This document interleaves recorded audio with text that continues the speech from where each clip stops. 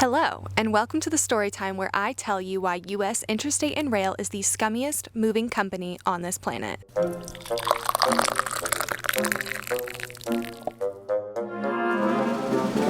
This is a story time about how I was getting scammed, and hopefully you can listen so that the same thing doesn't happen to you. First of all, though, welcome to my front porch. I don't think I've ever filmed any kind of vlog video here. I'm also filming on my Canon R8. It is new to me. I wanted it because it's kind of windy. There's like lots of background noises, so I wanted to use my mic to give you guys the highest quality sound for this story time. Also, I think I should address the elephant in the room. Yes, I am wearing the same sweatshirt that I have been wearing the last several days of vlog clips. I wish I could tell you that this time it was fresh out of the dryer like it was last time, but it is not. But please bear with me because currently I only have 2 sweatshirts that I can rotate between because the others are already packed away. So a little bit of backstory. I thought I would start by saying why we decided to go with a moving company. Whenever we were talking about me first moving down to Austin, Texas, we had a couple different options in mind. One, we have a horse trailer that we could move all my stuff in, but if we did that, then we would have to hire people to help us load the trailer potentially and unload the trailer, and my new apartment is on the 3rd story, so that would mean climbing up 2 flights of stairs. So definitely would need some help on that end. The other downside to that potential plan would be that if we drove the trailer down there, someone would need to then drive the trailer back to Kansas. So that's just like an extra thing that would have to be done. The other option we considered was renting a U-Haul, but that would have a lot of the same issues as if we had used our own trailer, except we wouldn't need to drive it back to Kansas because you could leave the U-Haul somewhere down in Texas. The third option we thought about was hiring movers. So when we were first researching, we started inputting our information into some company websites. Then how that works is then the company calls you and they talk to you about, all of the things that you have so that they can give you a quote. And then that's when you sign your contract. So one of the companies that we looked into was US Interstate and Rail, and we put our information in. They called within minutes. It was so fast. They called my mom and we were just like, yeah, we just want to know general quote, on average, how much would that cost? We're not looking to sign any contracts today. We just want to get a feel for it so we can kind of figure out where we're going from there.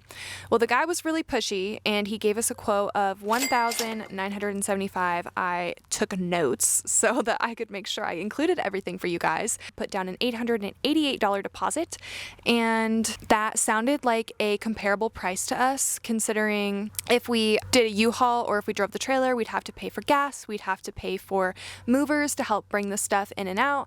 And we were like, you know what, that sounds like potentially it could be a little bit cheaper to do a U-Haul or take the truck and trailer, but it'd be way more hassle. And so we were like, yeah, let's hire these movers. So we put down our deposit. So that was September 26th when we did that, and we did not have any more contact with the company really until October 30th, almost a month later. My mom did email back and forth a little bit with them, do her TVs need to be in boxes? What do we need to do to prep so that everything is ready for the movers? But other than that, no contracts or anything like that. So now flash forward to October 30th, almost a month later, my mom was sitting in the cell phone lot of the airport waiting to pick me up from Texas, and a man named Aaron Lewis from Quality Assurance called, texted, and emailed my mother within 2 minutes, and he was needing to get in contact with her right then and there so that we could get a final inventory for all of the stuff that I was bringing with me. She told him that she was not home, so she could not do it right then and there. He said, okay, I will call you at noon tomorrow. And my mom said, perfect, we will be waiting. So after my mom picked me up from the airport, we spent the rest of the day packing everything, making sure that things were up to standard. We even measured everything, and around 6 o'clock, my mom sent Aaron Lewis from Quality Assurance a list of everything that we had with all of the exact dimension measurements, and she also sent him a video of all of the stuff that we were moving. The next morning at 9 a.m., my mom received a bill of ladings, and it was incorrect. It did not have the up-to-date inventory list of all of my stuff. They requested that she sign it, but she emailed them back saying that she was not going to sign it until we could correct it because the inventory list was wrong. We waited around for Aaron Lewis to call us back. He said he would call us at noon, but he never did. So then at 2:26 that day, my mom texted, called, and emailed Aaron, and he did not respond. When he wasn't responding, she called customer service 4 separate times, and they never answered. At 3 o'clock, a man named Greg called her from quality assurance, and they were on the phone for an hour going through the inventory list, correcting it, updating it. Okay, sorry guys, just jumping in because the way I originally explained this was really poor, but basically when the guy called, he said that the new quote would be $2,300, and we fought with him on that. We went through the entire inventory with a fine-tooth comb and came to a new amount of $2,064, which we agreed upon. So at this point, she paid an additional $142 to our deposit, bringing our total that we have paid at this point to $1,031.85. The next day, my mom received a new bill of ladings that was still incorrect, and she called both quality assurance and customer service, and they never answered to correct it, so she did not sign it. Thursday morning, she received another bill of ladings that was still incorrect, and so she was trying to call and email customer service to get that fixed. She finally got an email back saying, "You were trying to contact us during non-business hours," which was 9 a.m. their time. And not only that, they said, "The correct hours that you can contact us are in the email listed below," and down below there was nothing. There was nothing there. Finally, they sent her a correct bill of ladings and she signed it. Back in September, when we first were signing up with working with this company, they said that pickup day would either be November 3rd or 4th, and then items would be dropped off sometime between the 5th and the 9th. So now we are at November 3rd, which was pickup day, and we were told that the driver would contact us 30 minutes to an hour before he arrived, but we didn't have any more information other than that. Nothing in the morning, in the afternoon. Is it going to be the 3rd or the 4th? We didn't know, so we were just kind of like waiting around all day. I know I mentioned this in my last vlog if you missed it, but it really was being like a teenage girl waiting by the phone, being like, is he gonna call me? Because we just didn't know. We had no information. So finally at 4:30, I called the customer service line trying to get any information on any updates for our driver.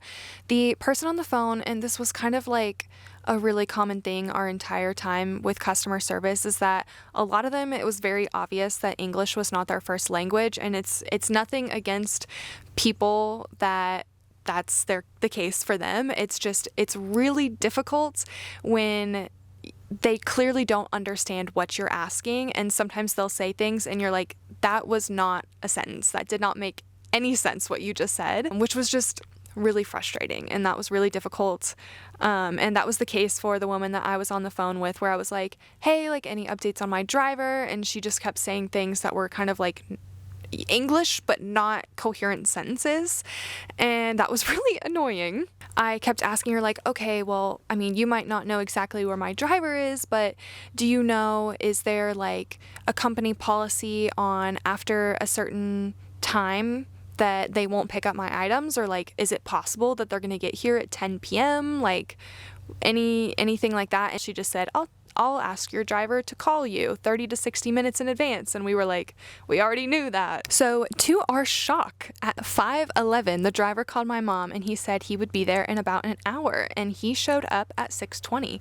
We were so shocked actually that he came there that day, because we'd just been getting so many red flags about this company, but he did show up. So it was 2 guys, and they came in and we showed them the stuff that we needed moved. He said, okay, great, I'm gonna go into the car, I'm gonna fill out some paperwork, and I will be back. And this is when shit hit the fan. So the guy calls my mom and says that what our remaining balance is going to be is $2,500, which is an additional $1,500 on top of what we had already agreed upon, which just was like, what the actual F? We gave you every dimension, we gave you pictures, we gave you every possible thing so that you could give us an accurate quote, and they failed to do that. And it was clear, so clear, that they were just trying to feed on the fact that people often are stressed and they have no other option when it comes to the moving day itself. Luckily for us, it's not like I had a lease up or anything. It's not like I had to be gone that day. It's not like I had a job that I needed to get to right then and there. So I could wait, and we were just like, absolutely the fuck not. Especially too, if they're trying to add on money when we had already paid our deposit and they just kept adding and adding and adding, there was no freaking guarantee that they weren't going to try and then add on more money whenever they delivered my items. So the guy was like, well, you understand that like if you turn away this truck right now, you are not going to get your deposit back. And we were like, we'll see about that. But yes, we understand we are turning it away. We are not paying the additional money. We are only paying what we originally agreed upon. So a few minutes later, another woman called us, and I'm guessing she was trying to turn the situation around, but we came at her so hot and heavy because we were so pissed. And so she started yelling at us, and she's like, you don't understand how this works. You can't just stack things floor to ceiling. Just because you calculate the square footage doesn't mean it's like that. And we're like, okay, well, you're the professional movers. You should fucking know that. You should know how to give us a proper estimate so that it's not $1,500 off. It was a freaking nightmare.